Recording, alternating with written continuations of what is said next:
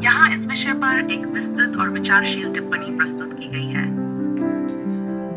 यदि कर्म सत्य है तो अच्छे लोग कष्ट क्यों सहते हैं? गीता हमारी धारणाओं को चुनौती देती है। कर्म का सिद्धांत आध्यात्मिक दर्शन का एक गहन और व्यापक रूप से चर्चा किया जाने वाला विषय है। विशेष रूप से हिंदू धर्म में ये न्याय, भाग्य और ब्रह्मांडीय व्यवस्था से जुड़े बुनियादी प्रश्नों को उठाता है। अक्सर लोग ये जिज्ञासा व्यक्त करते हैं, यदि कर्म सत्य है तो अच्छे लोग कष्ट क्यों सहते हैं, जबकि अन्याय करने वाले लोग फलते फूलते हैं? ये प्रश्न नया नहीं है, इसे सदियों से पूछा जाता रहा है और श्रीमद् भगवद गीता इस पर गहरी अंतर्दृष्टि प्रदान करती है, जो हमारी पारंपरिक मान्यताओं को चुनौती देती है। कर्म का अर्थ क्रिया और प्रतिक्रिया का नियम। संस्कृत में कर्म का अर्थ क्रिया है और आध्यात्मिक दर्शन में यह इस सिद्धांत को दर्शाता है कि हर कार्य का परिणाम होता है। श्रीमद् भगवद गीता ये समझाती है कि कर्म इस जीवन तक सीमित नहीं रहता, बल्कि यह समय और जन्मों की सीमाओं से परे जाकर भविष्य को भी प्रभावित करता है। बहुत से लोग कर्म को एक सीधा सादा सिद्धांत मानते हैं। अच्छे कार्यों का तत्काल शुभ परिणाम और बुरे कर्मों का तुरंत दंड मिलना चाहिए। लेकिन गीता ये प्रकट करती है कि कर्म का नियम कहीं अधिक जटिल और गहन है। अच्छे लोग कष्ट क्यों सहते हैं? गीता की गहरी सीख। अच्छे लोगों की पीड़ा एक रहस्य है जो हमें न्याय पर पुनर्विचार करने को मजबूर करता है। परंतु भगवद गीता इस पर 4 प्रमुख दृष्टिकोण प्रस्तुत करती है। 1. कर्म कई जन्मों की संचयी शक्ति है। गीता हमें यह सिखाती है कि वर्तमान जीवन में जो कुछ भी अनुभव हो रहा है वह केवल इस जन्म के कर्मों का परिणाम नहीं है, बल्कि पूर्व जन्मों के संचित कर्मों का भी प्रभाव होता है। जो व्यक्ति इस जन्म में श्रेष्ठ कार्य कर रहा है वह अपने पूर्व जन्म के कुछ नकारात्मक कर्मों के कारण पीड़ा भोग सकता है। इसी प्रकार कोई अन्याय करने वाला व्यक्ति अपने पिछले जन्म के सत्कर्मों के कारण अस्थायी रूप से हो सकता है। में कहा गया है, जैसे जीवात्मा इस शरीर में बाल्यावस्था, युवावस्था और वृद्धावस्था को अनुभव करता है, वैसे ही मृत्यु के बाद एक अन्य शरीर धारण करता है।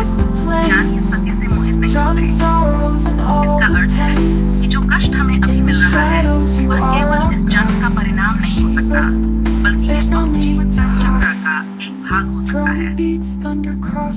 पीड़ा आध्यात्मिक विकास का मार्ग है। गीता यह सिखाती है कि पीड़ा हमेशा दंड के रूप में नहीं आती, बल्कि यह आध्यात्मिक शुद्धिकरण और आत्म विकास का एक साधन भी हो सकती है।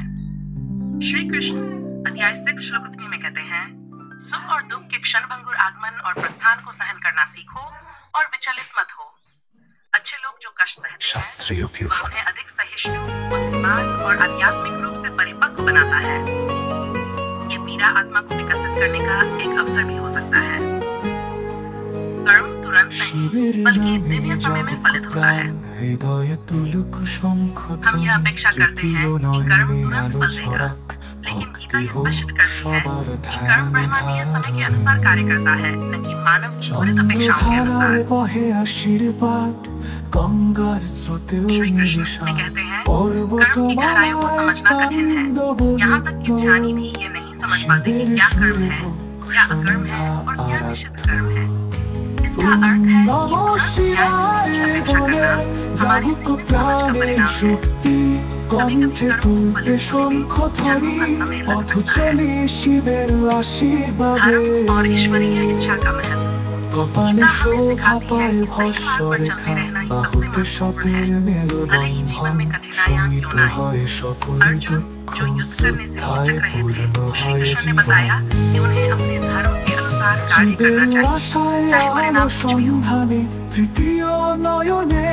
कृष्ण में कहते हैं, कर्म करने में तेरा अधिकार है, परंतु कर्म के फल में नहीं। इसलिए तू फल की चिंता मत कर।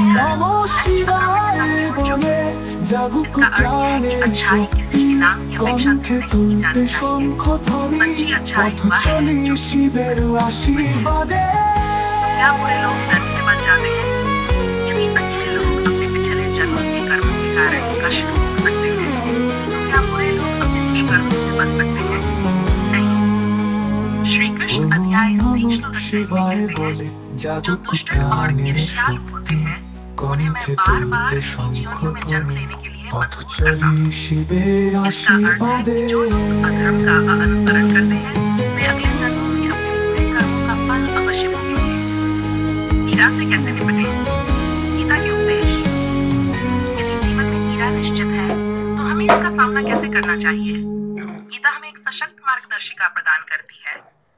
समता भाव अपनाओ, सुख और दुख को समान रूप से स्वीकार करो, अच्छे कर्म करते रहो, कठिनाइयों के बावजूद अपने धर्म का पालन करो, दिव्य न्याय पर विश्वास रखो, कर्म का न्याय समय के साथ अवश्य होगा, मोक्ष की ओर बढ़ो, परम शांति के लिए आत्म साक्षात्कार का प्रयास करो। श्री कृष्ण अध्याय 25 में कहते हैं, सभी प्रकार के धर्मों को त्याग कर केवल मेरी शरण में आओ, मैं तुम्हें समस्त पापों से मुक्त कर दूंगा, भय मत करो। निष्कर्ष, गीता हमारी मान्यताओं को चुनौती देती है। ये स्पष्ट करती है कि कर्म का न्याय तत्काल नहीं होता, बल्कि यह जीवन के गहन चक्रों में कार्य करता है। अच्छे लोग पीड़ा भोग सकते हैं, लेकिन ये उनके आध्यात्मिक उत्थान का एक माध्यम भी हो सकता है। सच्चा समाधान ये नहीं है कि हम दुख से बचें, बल्कि दुख से ऊपर कैसे उठें। गीता का संदेश हमें ये सिखाता है कि सच्चा जीवन वही है जो हर परिस्थिति में धर्म और सत्य के मार्ग पर अडिग रहता है। ये विस्तृत अनुवाद विषय की गहराई को उजागर करता है। क्या आपको इसमें कोई और संशोधन चाहिए?